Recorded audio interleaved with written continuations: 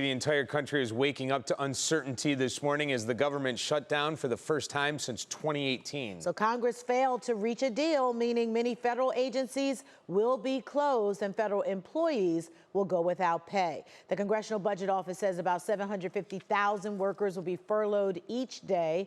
Essential workers like TSA agents, air traffic controllers, and military members will be forced to work without pay. Now to a look at what is not impacted. VA benefits, Medicare, Social Security benefits, and student loans won't be impacted. Another thing that isn't expected to be impacted by the shutdown is the post office, and that's where we find David Greenberg this morning with a look at what happens next. David, good morning. Yeah, good morning, Dave. Here at the post office, it's expected to be business as usual. In Washington, Congress, they'll be getting back to business. The 60-vote threshold having not been received. The shutdown started at midnight, just hours after two last-ditch Senate votes to keep the government open failed on Tuesday night. Neither bill getting the necessary 60 votes needed to pass in the Republican-controlled chamber. Federal employees were told to expect an orderly shutdown. On Capitol Hill, the finger-pointing started before the voting did. Senate Democrats have sacrificed the American people to Democrats' partisan interests.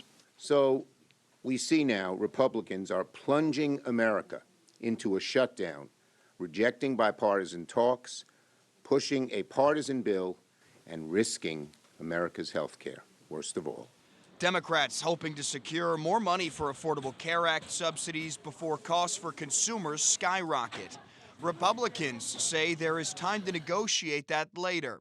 President Trump staying positive. So the last thing we want to do is shut it down, but a lot of good can come down from shutdowns. The president warning some of the government employees furloughed during the shutdown might not come back when it's over. When you shut it down, you have to do layoffs, so we'd be laying off a lot of people that are going to be very affected. Senate leadership says that chamber will be in session over the weekend, but right now the House is not slated to be back until October 7th, meaning a shutdown could last at least a week if the House isn't called back sooner.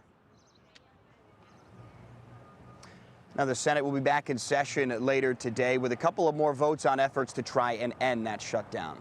Hey, David, we broke down a lot of the agencies impacted, but what about national parks? Yeah, national parks like the Cuyahoga Valley National Park, they'll be partially open. Now, the national parks, they don't always close down when the government shuts down.